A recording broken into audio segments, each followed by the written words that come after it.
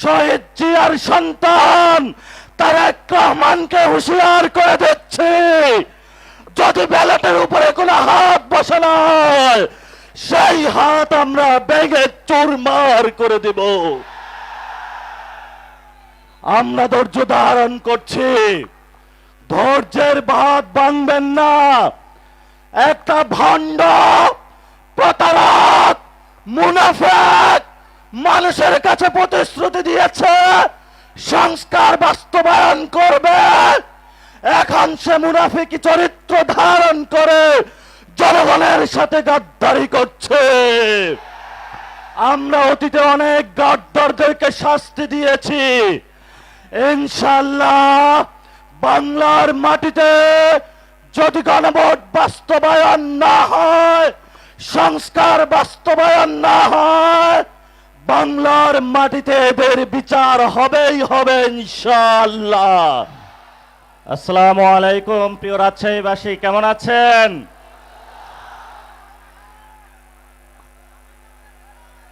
এ রাজশাহীর মাটি অসংখ্য শহীদের ঘাঁটি। এ রাজশাহীতে শহীদ হয়েছিলেন শহীদ নোমানী ভাই থেকে অসংখ্য ভাইরা, যাদের পথ ধরে রাজশাহীর অসংখ্য তরুণ এখনো প্রস্তুত রয়েছে আগামীর বাংলাদেশে ইসলাম এবং সার্বভৌমত্ব রক্ষার জন্য জীবন বাজি রেখে তরুণ যুবা মায়ের থেকে বিদায় নিয়ে রেখেছে। যদি বাংলাদেশে ইসলাম মুসলমান সার্বভৌমত্বের উপরে কোনো আঘাত আসে, তারা শহীদি নজরানার জন্য প্রস্তুত আছে ইনশাআল্লাহ। আমাদের সামনে অনেক শহীদ নজরানা পেশ করেছেন। এই তো কয়েকদিন আগে আমাদের সামনে আমাদের প্রিয় ভাই আবু সাঈদ মুগ্ধ অকাতরে প্রাণ দিয়ে গিয়ে আমাদেরকে শিখিয়ে গিয়েছেন, আল্লাহর জমিনে আমি রক্ত দিয়ে যাচ্ছি, এই জমিন তোমাদের কাছে আমানত রেখে যাচ্ছি, এই জমিন তোমাদের রক্ষা করতে হবে। প্রিয় ভাইরা, আমরা এই আজকের যে সংগ্রাম, আজকের যে সমাবেশ, এটাতে কোনো চাঁদাবাজির টাকার জন্য আসি নাই, কোন সন্ত্রাস করার জন্য আসি নাই, কোন দখলবাজি করার জন্য আসি নাই। আমরা আল্লাহ, তার রাসূল সাল্লাল্লাহু আলাইহি ওয়াসাল্লাম এবং 47-এ যারা শহীদ হয়েছিলেন, 71-এ যারা শহীদ হয়েছিলেন, 24-এ যারা শহীদ হয়েছিলেন, তাদের আকাঙ্ক্ষা বাস্তবায়ন করার জন্য এসেছি।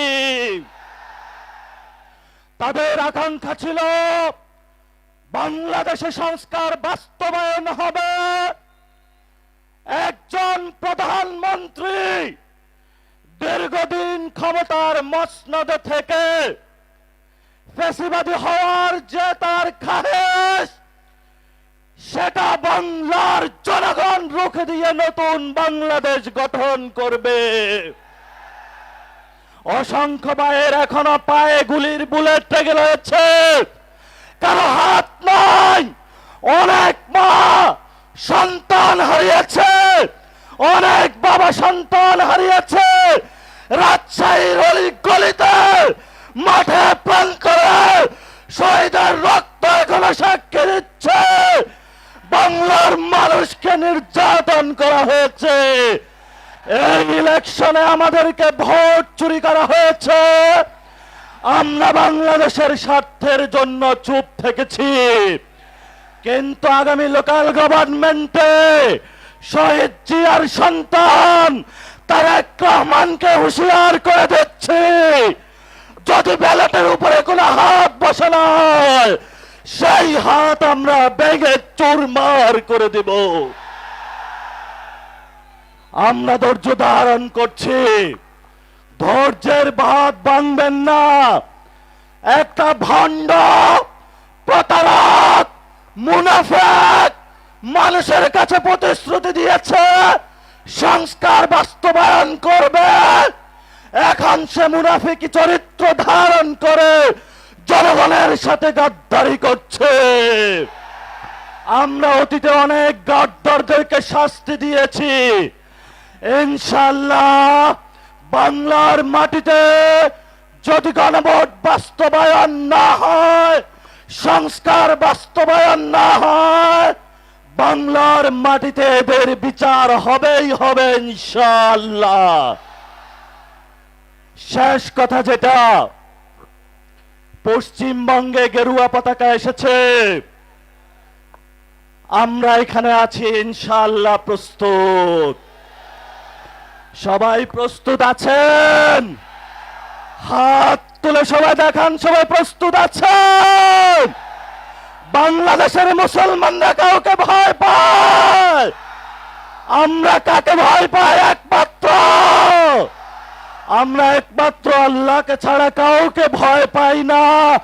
অসংখ্য শহীদ আমাদের সামনে আছে, শহীদ হব, জান্নাতের বুকে ঘুরে বেড়াবো তোমাদের জন্য। তোমাদের মতো 2 টাকার মতো আমাদের জীবনের মূল্য না। শেখ হাসিনাকে নিয়ে আসবো এই দেশে, ফাঁসির কাস্টে ঝুলাবো। তারা যেভাবে দেলোয়ার হোসেন সাইদি থেকে শুরু করে অসংখ্য মানুষকে বাংলাতে ফাঁসির কাস্টে ঝুলিয়েছিল, আমরাও তাদের বিচার করব ইনশাআল্লাহ। শেষ কথা যেটা, সীমান্তে হত্যা হয়, উনি বলে সবার আগে বাংলাদেশ, বলে জাতীয়তাবাদী, এটা ভুয়া জাতীয়তাবাদী। সীমান্তে হত্যা হবে, কোন জাতীয়তাবাদী বসে থাকবে এমন জাতীয়তাবাদী বাংলাদেশে প্রয়োজন নাই। এই আমাদের রাজশাহীতে মাওলানা ভাসানী, এখানে দাদার বয়সী অনেকে রয়েছেন, 90 বছর বয়সে বলেছিল আমার জলের অধিকার লাগবে, ভারত তুমি বড় রাষ্ট্র হতে পারো, কিন্তু পানির অধিকার আমি ছাড়ব না। আজকে ফারাক্কার ঐতিহাসিক দিবসে পানির অধিকার, সীমান্ত হত্যা বন্ধ, গণভোটের রায় বাস্তবায়ন, মানুষের বিদ্যুৎ গ্যাসের চাহিদা এবং শেখ হাসিনার বিচারের দাবিতে আপনারা যে ঐক্যবদ্ধ সংগ্রাম শুরু করেছেন, রাজপথে, পার্লামেন্ট থেকে এখানে সংগ্রাম গড়িয়েছে, এই আজাদির সংগ্রাম চলবে। ইনকিলাব জিন্দাবাদ। এই যে আপনারা যারা নির্বাচনে একটি গণভোটের মাধ্যমে 70% মানুষ যারা ভোট দিলেন সংস্কারের পক্ষে, কিন্তু আপনাদের উপেক্ষা করে, আপনাদের রায় উপেক্ষা করে যেই সরকার এই গণভোটটাকে অবৈধ বলছে, তাদের প্রত্যাখ্যান করার এখন সময় এসেছে এবং জনগণের রায় আমরা পারবো এবং বাস্তবায়ন করতে হবে। 11 দলীয় জোটের এই নির্বাচনী ঐক্যের আজকের এই সভা থেকে আমরা এই বার্তা দিতে চাই যে এই গণ অভ্যুত্থানের মাধ্যমে 5 আগস্ট পরবর্তী সময় আমরা দেখিয়েছি যে সাধারণ জনগণের রায় একটা সরকারকে পতন করতে পারে। সুতরাং এই জায়গা থেকে আমরা এই বার্তা দিতে চাই, এই সংস্কারের বিরুদ্ধে যারা দাঁড়াবে, বাংলাদেশের এই কাঠামোগত সংস্কারের বিরুদ্ধে যারা দাঁড়াবে, যারা প্রাতিষ্ঠানিক দলীয়করণের পক্ষে কথা বলবে, যারা ঢাকা বিশ্ববিদ্যালয় থেকে বাংলাদেশের প্রতিটি বিশ্ববিদ্যালয়ের ভিসি, দলীয় ভিসি নিয়োগ করবে, যারা বাংলাদেশ ব্যাংকের গভর্নর নিজের দলের লোকটাকে নিয়োগ করবে এবং এভাবে প্রতিটি ক্ষেত্রে দলীয়করণ করবে, এই ধরনের রাজনীতি আমরা এই বাংলাদেশে আর চাই না। সুতরাং প্রাতিষ্ঠানিক দলীয়করণ এবং এই জনগণের রায় উপেক্ষা করা, এই অপরাধে আমরা বলতে চাই যে যেই সরকার এখন ক্ষমতায় আছে তাদের এই অপরাধে অপরাধী হইতে হবে। এবং এই প্রথম দিন আমরা দেখলাম যে যেখানে গণভোটের এই রায়ের প্রতি সম্মান রেখে আমরা ভেবেছিলাম যে তারা সংবিধান সংস্কার পরিষদে শপথ গ্রহণ করবে, কিন্তু তারা করে নাই। তারা প্রথমবারের মতো জনগণের সাথে প্রতারণা করেছে। সুতরাং জনগণ সেইটা ভুলে যাবে না, এত সহজে আমরা গণ অভ্যুত্থান ভুলি নাই। এত তাড়াতাড়ি বিএনপি সরকারকে আমরা ভুলে যাইতে দিব না যে এইটা জনগণ এই বাংলাদেশে তারা কথা বলতে শিখছে, তাদের অধিকার আদায় করতে শিখছে। আমি শেষ কথা বলতে চাই যে এই রাজশাহীর যে পদ্মার পানি শুকায় যাইতেছে, এরকম আমাদের যে নদীগুলা শুকায় যাচ্ছে, সুতরাং পদ্মার পানির হিস্সা নিয়ে বাংলাদেশের মানুষ কথা বলবে, রাজশাহীর জনগণ গর্জে উঠবে এবং এই প্রতিবেশী দেশ বন্ধু রাষ্ট্র বলে বলে যে কুসুম কুসুম সম্পর্ক তৈরি করার চেষ্টা করা হচ্ছে বিএনপি সরকারের মধ্যে, আমরা যে কুসুম কুসুম বন্ধুত্ব দেখতেছি, এইটা কিন্তু আমরা জানি, আমরা জনগণ সবাই ঐক্যবদ্ধভাবে আমরা এইটা রুখে দিব যদি আমরা পানির হিস্সা না পাই।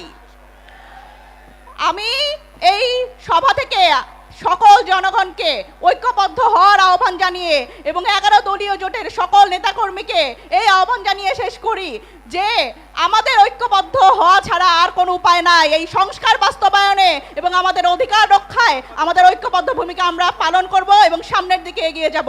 ইনকিলাব ইনকিলাব ইনকিলাব ইনকিলাব। আসসালামু আলাইকুম।